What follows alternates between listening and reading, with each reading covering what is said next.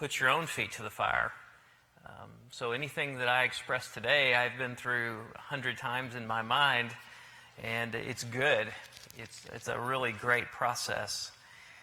So we've been going through the Sermon on the Mount. We've covered the Beatitudes. We've covered salt and light, although relatively quickly.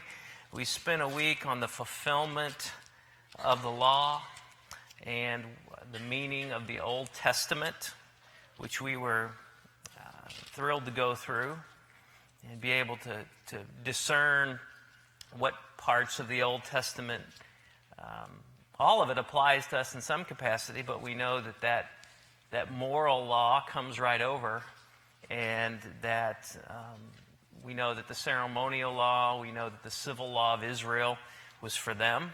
So we don't have to send our son to the elders to have him killed when he's rebellious, which we're happy about, but we also pray at the same time you don't have a rebellious son or daughter. Probably no greater disappointment to a parent than having a rebellious child. I think that the book of Proverbs, calls it rot to the bones. So if you're a child, no matter how old you are, know that your parents take pride in you. They hope for the best for you. They want to see you do well. And when you go astray, if you don't follow in God's paths, it hurts them deeply. I would give anything to ensure my children know Christ. My nightmare would be for my children not to know Him, or to somehow for them not to be able to grasp the truth and to be able to be brought into His kingdom. That's just probably a parent's worst nightmare. So what you do is you pray and you do your very best and you stick with the truth, which is here today. So we're going to go back over. Last week we talked about lust and adultery, and we're going to look at that again today, just briefly, because I skirted some of the primary issue last week. We looked at of hell. As a matter of fact, let's just read the verse, and then we'll. This is Matthew 4, adultery. But I tell you that anyone who looks at a woman lustfully has already committed adultery with her. Eye causes you to sin, gouge it out and throw it away. It's better for you to lose one part of your body than the whole body to be thrown into hell. And we looked at the picture of hell, and certainly that's an eternal hell, but it also was the picture of that is the valley of Gehenna, the Hinnom Valley, which is essentially a garbage dump where fires burned all the time. And if your right hand causes you to sin, cut it off and throw it away. It is better for you to lose one part of your body than to throw the body into hell. So in the economy of words that is used here, we have some absolutely amazing truth. We could unpack this for a long, long time. I think most of you here today have studied the Bible a long time, so I think it may be even cliche in church, in a Sunday school class full of elders, and I see a lot of gray hair, so just a few younger people, for us to say, well, it's wrong to lust. We all know that. I think we're all pretty much behind that. We understand that. We get it.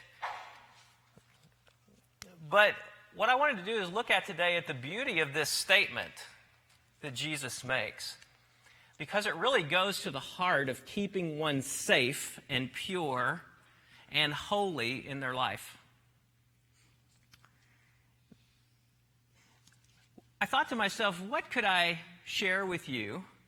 Well, first of all, if we look at adultery in my life, and I don't know about yours, but at least in mine, I have seen probably no more sin, no more temptation wreak havoc on the church and family life than this particular sin. I'm not calling any sin greater than another, but this one is particularly at least prevalent in my mind because we've seen it so terribly much. I remember when I was a youth minister, I was a Harding University student. I wasn't married at the time, and I remember that a deacon in the church who'd been a deacon, he had taught me when I was a little boy, and I remember talking with him. He was an older man at this juncture. He's probably around 40, and I was talking to him. I was about 23, something like that. And he was telling me how much trouble he was having in his marriage. And it struck me that he was telling me that, number one, but I was appreciative of that because I was preparing for marriage. My wife we had already met, and we were preparing for marriage, and I read every book I could possibly read on marriage. I read everything. I read the Bible. We did marriage prep classes. I read. And I'll never forget, I told him, I said, hey, I've got some help for you. And I went and got him some books. I was just going to give them to him because the guy was a deacon in the church. As a matter of fact, his family had been established in the church for a long period of time. And he was the son. He was the one who was supposed to be the future elder. And I brought him the books, and I said, these can help you. And we also obviously pointed to Scripture, and I said, all of these great resources and knowledge can point you to helping you in your marriage. And then he said something I'll never, ever forget. He said, thank you, but I don't like to read.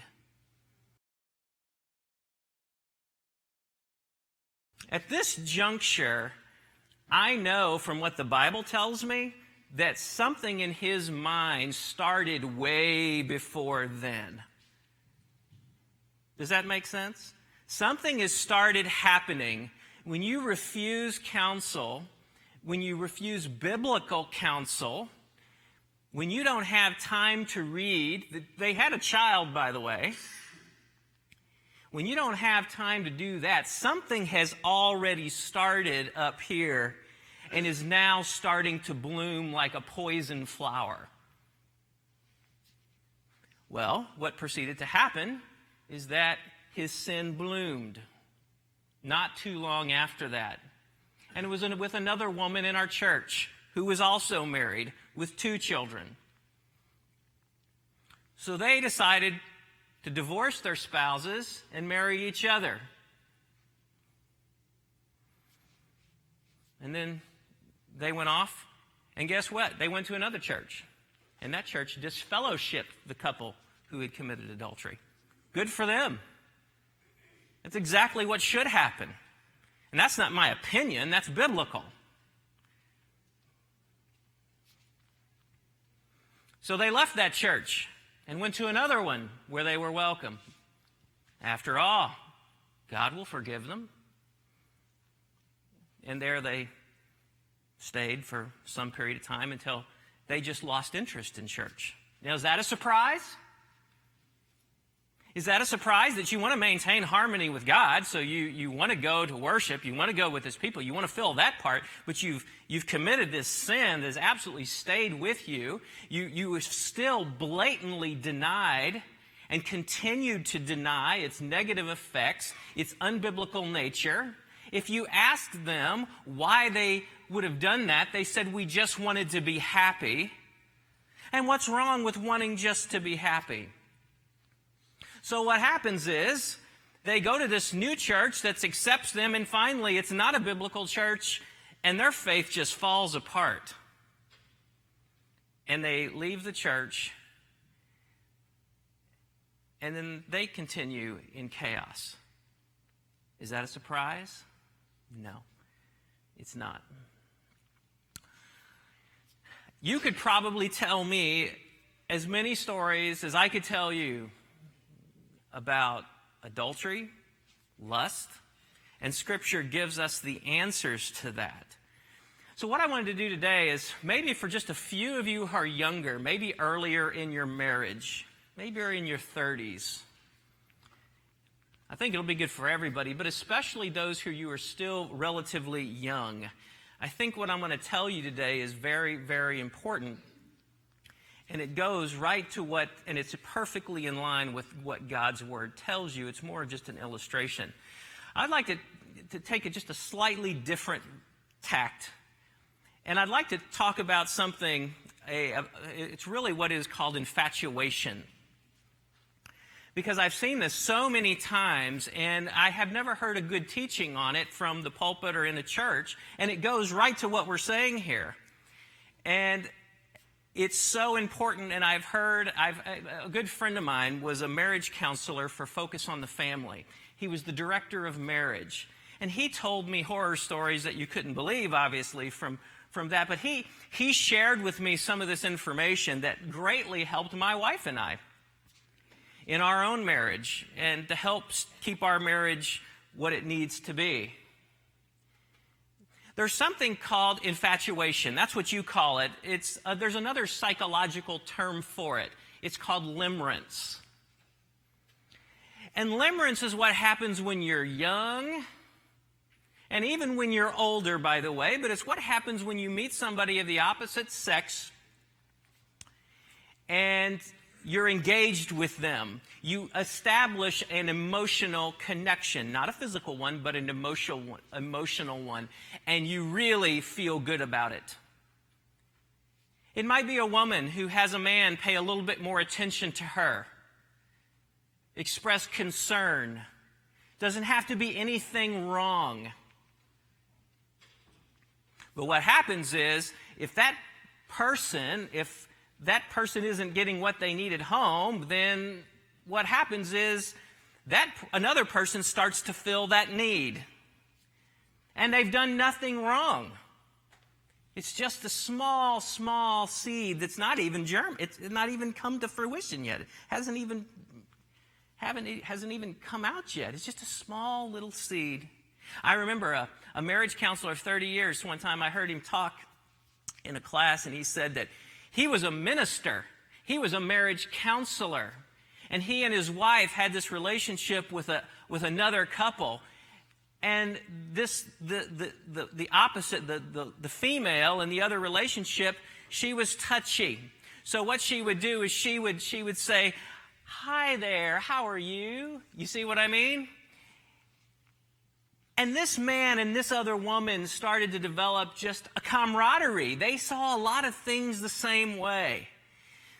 And they started to really enjoy each other's company, which with their spouse present. Now you think there's nothing wrong with that. And then one day the man said this. He said, "I was sitting there, and the woman reached out and said, 'How are you? You are such a kind person.' And she put her hand on mine. And I thought it was going to be like electricity flowing through my body."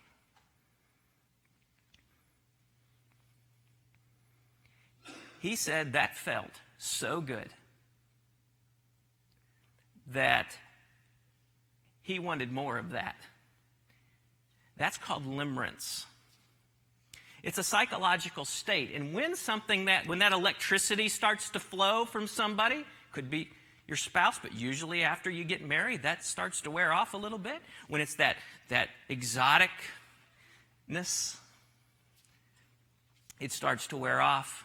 But when you hit it, when you come back and you connect with somebody and they're not your spouse, and sin looks really good. Sin feels good. Limerence releases all types of chemicals in the brain, physiologically, and what my friend at Focus on the Family and what I have read is similar to the feeling you would get on crack cocaine.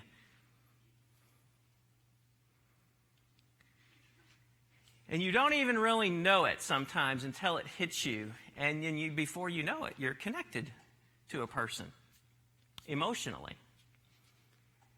And when you're together, you start to fulfill a need. Question? Well, it was more of a comment. Are you going to go into the part also physiologically where as you reach that level, you continue to need a higher and higher level of that in order to meet that same high? I appreciate that. Thank you for that. I wasn't going to go into that because I'm not an expert in it. But I think this is really, really important information because it relates directly to our text. But that's awesome. That's a wonderful point. Just like crack cocaine or marijuana or any or coffee for that matter. I used to have 1 cup every month. Now I have 1 a day. And I'm starting to work myself up to these big jugs. You know what I mean? Now you laugh, but I had to take note. I liked the way it make me feel. And that's the only reason I drink coffee is because it turns me on up here in the morning. It flips my switch. I can think better. You say, well, what's wrong with, but I don't need to depend on that. That's just my opinion. I'm not saying if you drink a jug of coffee, that's your business. We're not going there this morning. But I'm just saying, you know what I mean, right? You can abuse anything just about. And then so, just like Miss Johnson said, you need more. You need more. And before long, what's really dangerous is when those thoughts then are reciprocated. Chemistry can happen between people and them not be married. I used to know an elder at a church. 2 churches ago that I attended. It was amazing to watch. He didn't know he was doing it, but every Sunday morning, he would greet people. And you could stand there, and after a while, somebody did. And they would watch every person that walked through the door, and he would hug the most attractive women. He didn't even realize it. He would hug, and it wasn't just a side hug. Finally, somebody brought that to his attention. He repented and resigned. And what happens like that is when you dabble in limerence, pornography will do the same thing. When you dabble in that, it messes up your thinking. You can be an elder of a church. And when somebody can stand there and take a clipboard and say, you only hugged the most attractive women, and everybody knows it, his thinking isn't right. I'll give you another. Now, this doesn't just apply to adultery either. I was reading yesterday. When I was in college, I interviewed a guy for the school newspaper. His name was David. I won't use his last name because he's trying to get on with his life, and I don't want it to propagate out through the video. He won Star Search when he was young. Y'all remember that show, Star Search? He won it. As a matter of fact, he sing, looks. I remember interviewing the guy. Had a beautiful wife. And he started living beyond his means when he got to be a minister. And he got arrested. They had him on videotape. After all this success, all this ministry that he had done, all these good things, he got arrested stealing people's cash and credit cards out of their car in the parking lot of a YMCA. He lost his ministry position. You remember Joe Beam? You remember heard his name? Joe Beam in the Brotherhood? Joe Beam had him come work for him. He repented, spent 4 months in jail of a 4-year sentence. And when I read an interview with him, he says, my thinking wasn't right. No doubt. And it went even deeper than anybody thought because as he was on his way to his recovery, his church supported him during all that. He got counseling. In 2007, he did the same thing. I don't know where he's at today. You could say, how could someone do that? But we could go right back to this. How could someone risk the harmony of family, the harmony of your marriage, for limerence, which will fade away, will it not? It will fade away. Just ask anybody who's married. Well, I didn't mean it like that. Well, let's see. Ken's just rolling his eyes. No, but I would be lying to the young people if I said the excitement and that drug, that feeling, those physiological drives, those things that are so unique to early marriage and dating. That's why I'm not a big proponent of waiting years and years in engagement. I think I waited, It's a chemical. It's a chemical. And after, when you get married, it does fade away. But I'll tell you something far better replaces that. When your thinking is right in marriage. When your thinking is right. Yes, sir. Mr. Morris? This is spoken in terms of the man's struggle. It seems to me that we live in a culture at a time when the media presents this as appropriate behavior for females and as likely to be a temptation, and perhaps even more so than with males, if you look at the media and television and movies and things. It seems to me it's not just the one with And his comment, for those of you who couldn't hear, is that essentially this is couched in terms of just an issue with the male. But he thinks in this culture that it goes both ways. And you can absolutely, I think everybody would agree with that. I think in terms of the literature, in the way of the writing of this time, we have it couched toward men. But most certainly that applies to both. I think when you see man, many times it means men and women. It says, abstain from all not even Ephesians says, not among you don't even have a hint of sexual immorality. Well, does that mean just for men? No, absolutely not. It means for men and women. Certainly. And I would say that women are just as susceptible to those lures, those things that look and sound really, really good than men are. However, it's different, isn't it? We all know the differences between men and women. Women are more emotional. They're more attached to a man who would show them some extra attention. Men, for ladies who may not realize, one thing I am just so grateful for at this church is we have a pretty decent standard of modesty. And that really helps men, by the way, because I will tell you what, if you come into church as a woman and you are showing any degree of skin, a man or multiple men, I assure you, will be able to know that and notice that, and they're all standing all the way across the other side of the church. Okay? I think you know that. That's why we have a great standard for modesty at this church. It hasn't been that way at every church I've been to. And today's lesson is not on how to dress, but it is on adultery and lust, and we'll move. By the way, you know what the next one is, don't you? Adultery, and then we have divorce. You think that's there on purpose in that order? That's no accident. That's no accident. So, the main battle here is in your thinking. That's where it starts. That's where the battle takes place. That's why it's important to protect your children.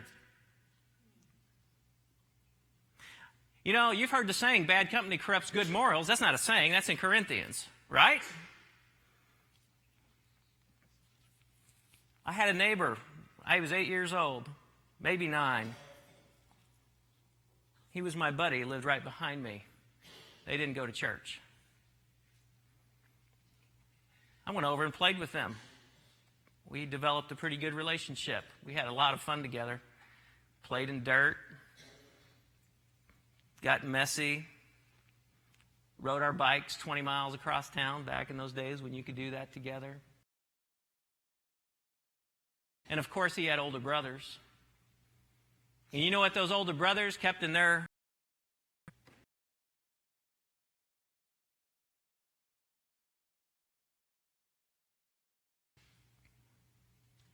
I don't even have to say what it is. You all know exactly. I have that rod in. You don't think that's caused me?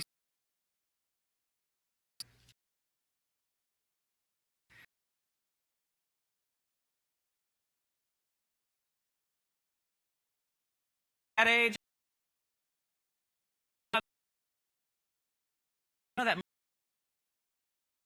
that cub the father comes along or some other bear wants to kill it, that mother is all over that threat. The mother doesn't stand back and say, well, you're going to have to deal with threats sometime. Go on out there and face those pack of wolves by yourself. When that bear is a cub, that mother defends it with everything it's got to ensure that it's safe. And I will tell you, in this culture, if you got kids going to public schools, you got serious work to do when you get home. Because you will have to deprogram them from what they learned, not from class, just from their peers. Not down in public schools. That's not my point. My point is to say you've got serious work to do when the child comes home to deprogram them so they don't enter into a life where thinking about all the things they want to think about is the norm.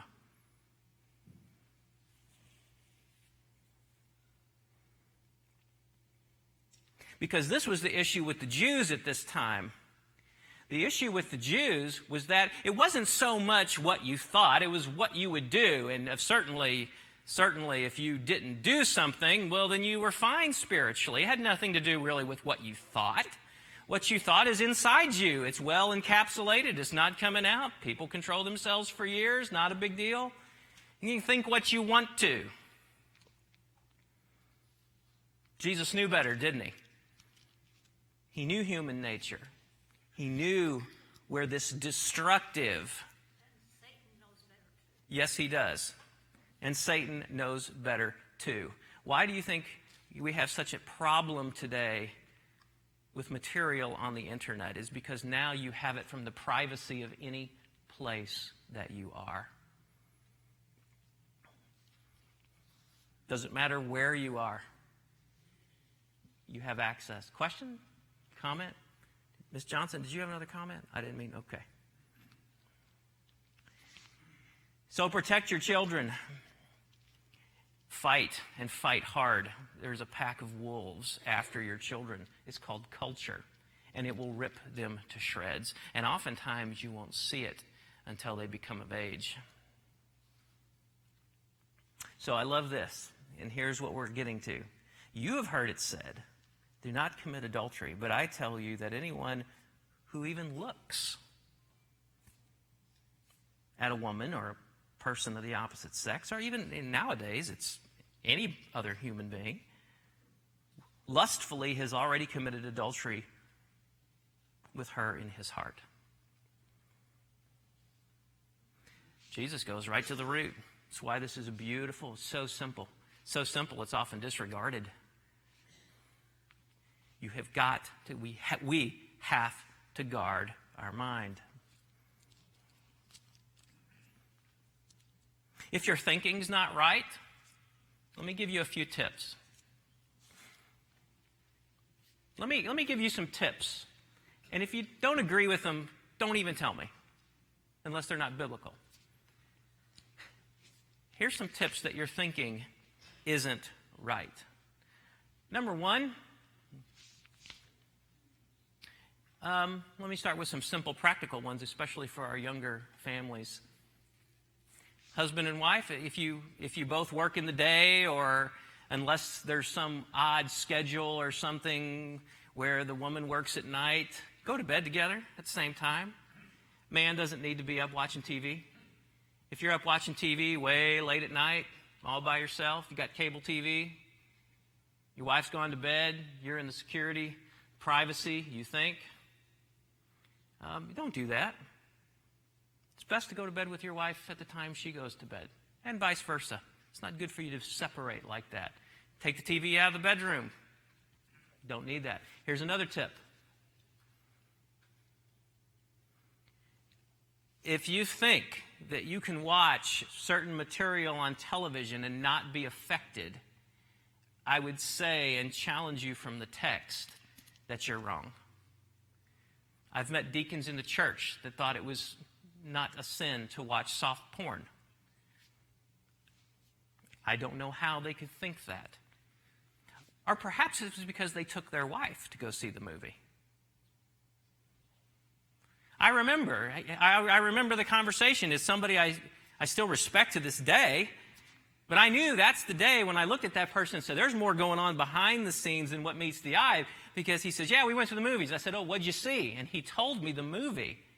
And it was known for its sexual gratuitousness. I didn't say anything. I was kind of in shock. And you know something? Today, there's more and more of it all around. We don't have to go into that, do we? I mean, all these cable genres, that's why we don't have cable. You see it, I read about it. I don't see it, I don't watch it. That's why we got rid of cable. I didn't want to deal with that kind of temptation. If you can watch these cable genres that are out there today and enjoy those because it's got just a smattering of this or a smattering of that, I would suggest that our thinking isn't right. The list can go on, and I don't need to tell you. You know, my sisters, I won't use them as an example because they've ceased that. But you know something? That's one of the most intellectually tempting things that a woman can do is read some of these graphic novels because it's emotional. It's thought-provoking. And when I said my sister, I meant she used to border on some of that when she was very young, and it wasn't healthy. I think she stopped that all now. But in reading the Harlequin romances, you remember all those, where you'd get a whole library of them, and you don't have to go very far before you understand what's in those and what attracts people to them. Thank you, Miss Morris. I think you're right on. Now, we could go on, and I don't think I need to do that. But nevertheless, this is a wolf in sheep's clothing. And sometimes it's not even in sheep's clothing. It all depends on whether or not your thinking is right. Any comments? Any other comments before we move on? Most of you are saying, let's go, right? Let's get on.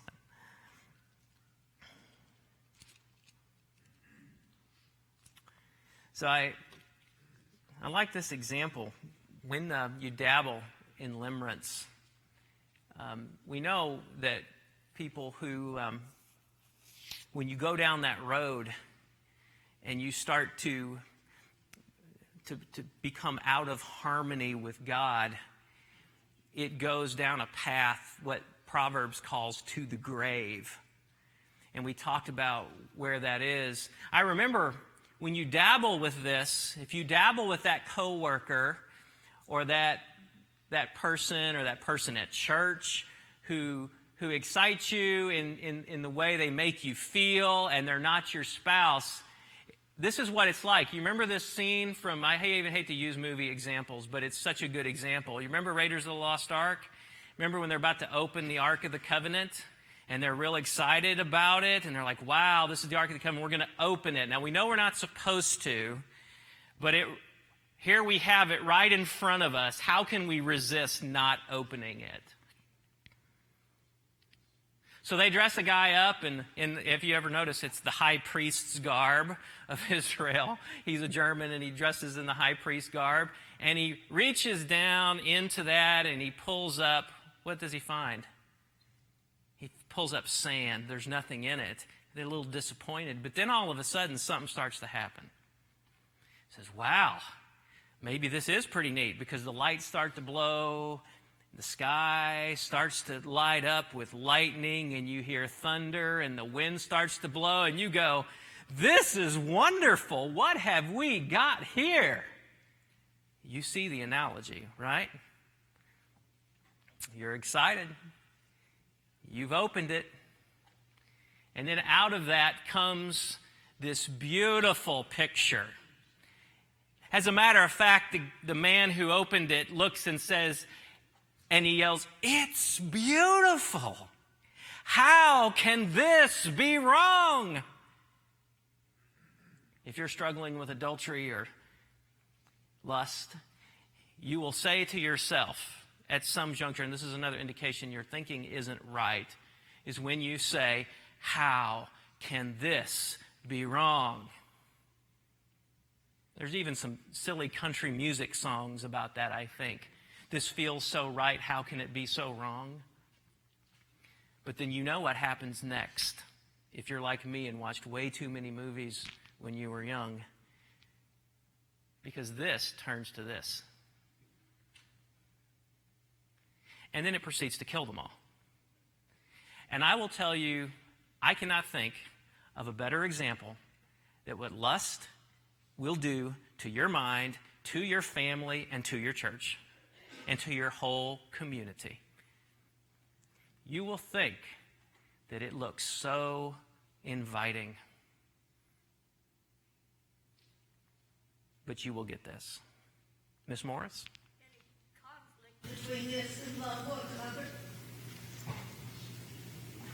Any conflict, she asked, any conflict between this and love one another? Well, you know, Miss Morris, in the Greek, when you said love, there's about 4 definitions for Greek, for the word love. Okay? There is absolutely nothing wrong with agape love. I can look at a woman, I can look at almost any of you sisters here today and say that I love you. That's agape love. My sister, my family. I've often said to people, if I touch you, it means I love you. Here in this church. Sure. I was lusting after it.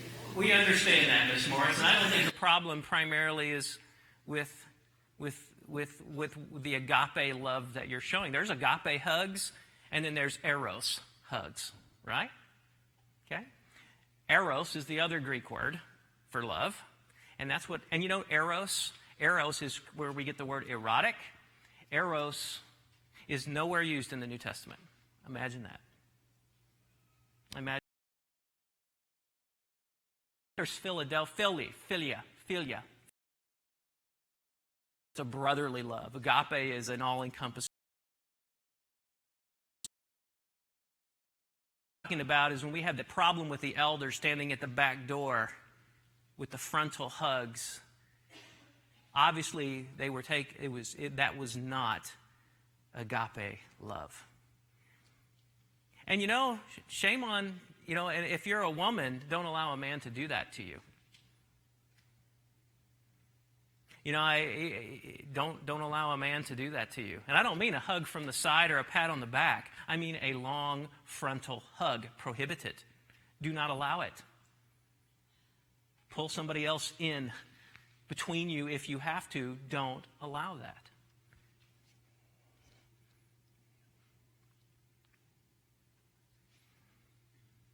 So, for those of you who are young, let me close with this.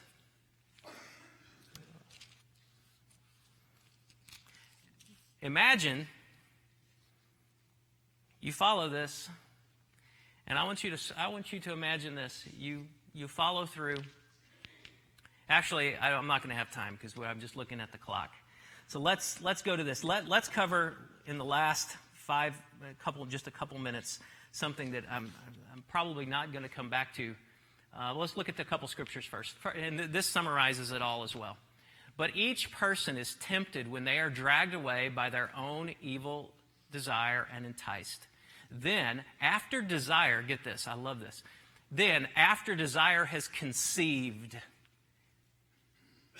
it gives birth to sin. And sin, when it is full grown, gives birth to death. You commit adultery, you come home, your wife decides to divorce you, your pay cut in half because you're going to have to support your kids. Right? You ever thought that through? You have to live in some place you're not used to. Standard of living is going to be lower. Whatever woman you cheated on to go with her, that's all going to wear off. And then you're going to see that you're back to where you started. You're still going to have to deal with your ex-wife because you have children. You're going to see her, and then you have to grow up and watch your children deal with that situation, which is even more painful. So I will tell you, is that limerence worth it? And finally, I love Ephesians 5:3.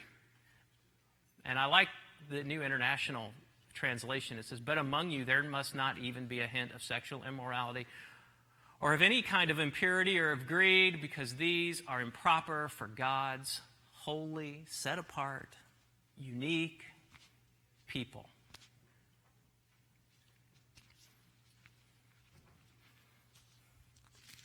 Let's close with prayer. Lord, I pray that you'll keep the people here in our number and all over safe, especially the people here, Lord. I see so many beautiful families from the horror, from the tragedy, from the deceit that Satan sells in this culture. And I pray, Lord, that we will learn to dig into your word and to learn your truth and to live by it every day of our life. So when we're on our deathbed, Lord, we can look back and enjoy the fruit of all that you have provided us. Thank you for Jesus most of all, who does forgive us even when we fall short. In Jesus' name, amen.